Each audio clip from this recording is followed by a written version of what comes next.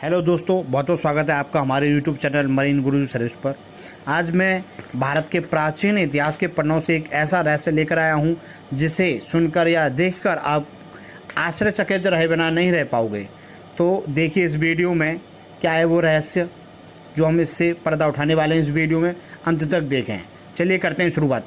दिल्ली का ऐतिहासिक कुतुब मीनार तो आपने देखा ही होगा, जिसे ईंट से बनी दुनिया की सबसे ऊंची मीनार माना जाता है। इसी कुतुब मीनार के पास एक ही विशाल स्तंभ भी है जिसे लोह स्तंभ या विष्णु स्तंभ कहा जाता है। इसके बारे में बहुत ही कम लोग जानते होंगे, लेकिन इसका इतिहास बहुत पुराना है और यह स्तंभ रहस्यों से भरा हुआ भी है।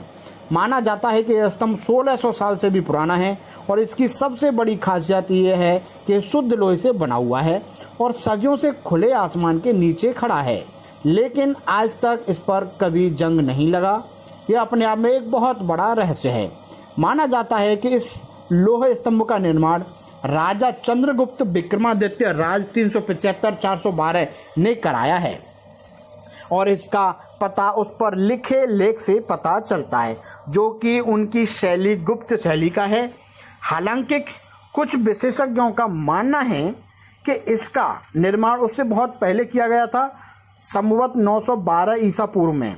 इसके अलावा कुछ इतिहासकार तो यह भी मानते हैं कि यह स्तंभ सम्राट अशोक का है, जो उन्होंने अपने दादा चंद्रगुप्त मौर्य की याद में बनवाया था। इस स्तंभ पर संस्कृत में जो लेख खुदा हुआ है उसके मुताबिक इसे ध्वज स्तंभ के रूप में खड़ा किया गया था।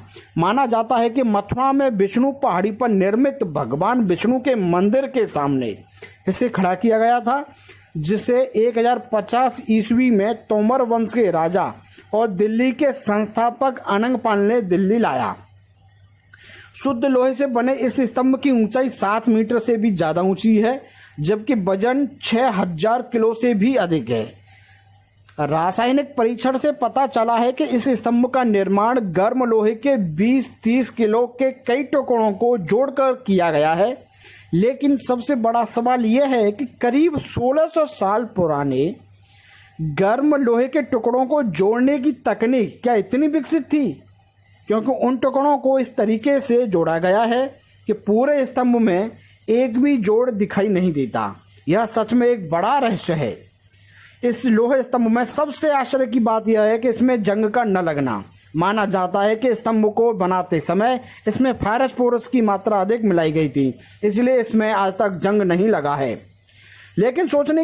लेकिन सोचने की बात यह है कि फास्फोरस की खोज तो 1669 ईस्वी में हैम्बुर्ग के व्यापारी हेनिंग ब्रांड ने की थी, जबकि स्तंभ का निर्माण उससे करीब 1200 साल पहले किया गया था।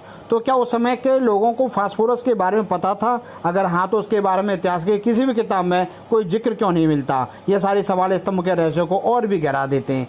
Thank you so much for this watch.